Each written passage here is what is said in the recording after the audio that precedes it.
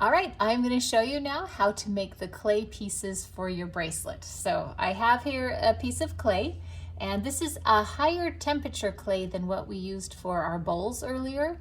So it has to fire at almost 2000 degrees to get hard. But what that means is it'll be a little bit stronger and sturdier, and so that's what we want to use. I also have a piece of paper so that when I roll it out, it won't just stick to the table. You can use newspaper or anything you want, but in this case, I'm using a piece of paper.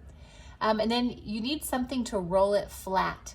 I have this, which is just a piece of dowel, but I also use a rolling pin. I have a dedicated clay rolling pin. You can use your regular rolling pin from the kitchen if you want. Just wash it off really well when you're done. It'll be fine. I have a bunch of other stuff I'll talk about when we get to it. So first I'm going to roll this clay out. I want to roll it out about 1/4 of an inch thick or a little bit less. So between 1/8 of an inch and 1/4 of an inch. So I've got my clay rolled out to about there. And then I'm going to decide what shape I want. So everybody is going to get these little templates in your kits. You are welcome to use these shapes. Just cut them out and then set them on your clay and trace them, and then you can go from there. So let's see. You are not limited to these shapes. You can do any shape that you want. This is just a good starting point. Now, one thing to keep in mind is that this clay will shrink a little bit when it fires. Not a ton, but a little bit. All right, so you're gonna put your little piece of paper on there, and then I just use a skewer to cut. You just stab it into the clay and pull it around, and then do the same thing on the other. There you go. And there you have your piece cut. Move that over there. Now you can see where I cut it, and there are lots of little jagged edges and stuff. So you're gonna wanna smooth those out. Those are not gonna go away when they get fired. They just stay exactly the same. So you can just smooth it with your finger. If it's starting to be a little dry, you can use your water. Just dip your finger in some water and then rub it around and smooth it out.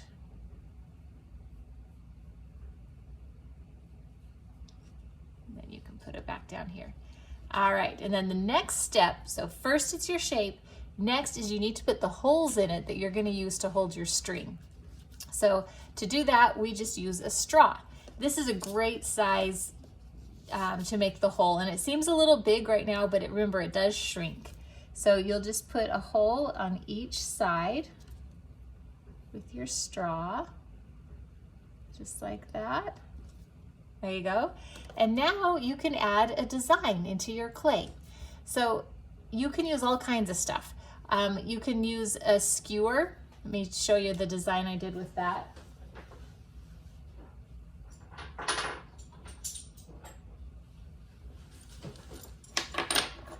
So both of these designs I did with a skewer.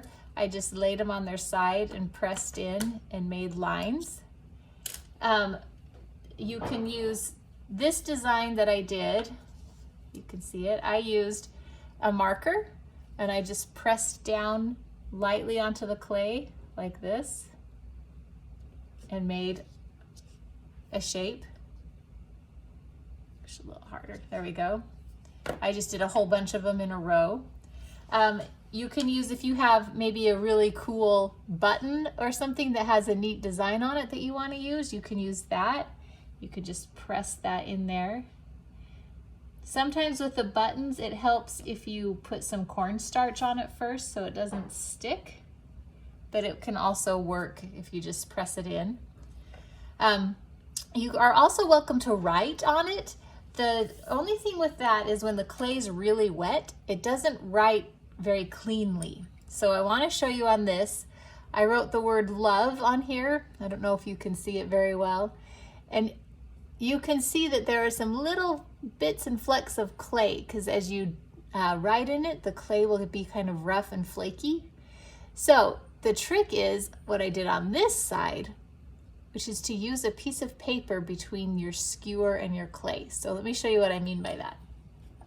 I'm going to flip this over. Now, if I just were to write, say, a letter A right into this wet clay, you can see how it kind of peels up a little bit and is a little bit rough. That's okay, I mean, you can do your best to smooth it away. But it's still kind of rough and in there. But if you use a little scrap of paper, put it over the top, and then write your letter A,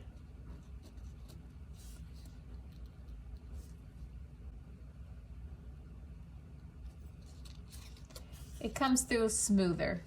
It's still not great. Writing is tricky. You can clean it up a little bit. Anyway, it's a little bit better with if you put the paper over first than if you just write directly into the clay.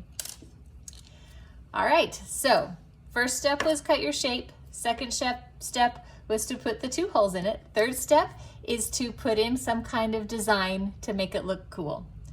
And then after that, you just have to let it dry. If you have room somewhere that you can really lightly put your initials in so that we can keep track, that would be great. If not, I will just do my best to keep track, but maybe on the side, you can write your initials in really lightly. My initials are DS. You can do that if you want to, and then it's not very noticeable. You can make as many pieces as you want with the clay that you've got. So you can do, I don't know how many, 3 or 4 of these. Also, you can make little beads to go along with it. So if you just roll it up, make a circle, well, make a sphere rather, and then get your skewer and just poke a hole all the way through. The hole has to be at least as big as the skewer, and even a little bit bigger is better, so there's plenty of room to get the lacing through there. But you can do that. If you make 2 of them the same size, you can put a bead on each side of your main bracelet part. Stab that through again.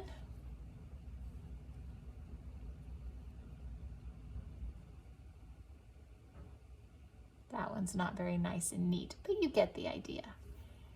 And then you can just let those dry along with everything else. So make as much as you can out of the clay as you want to. Get creative with different textures and designs. And then once they're dry, you can bring them to me. I will fire them, and then we can start with the glaze. All right, I forgot that I wanted to show you guys how to make this kind of bead. It's pretty easy. You roll out your clay just like you did before, and then what I did is I used this marker and I made a little mark for the circle so I would know how big to go, and then I used that to trace around with my skewer to make this circle. So there we had that. I smoothed out the sides, and then I got my straw and I poked right in the center of my straw, with my straw, not of my straw. Push that through, and there we have this kind of bead as well.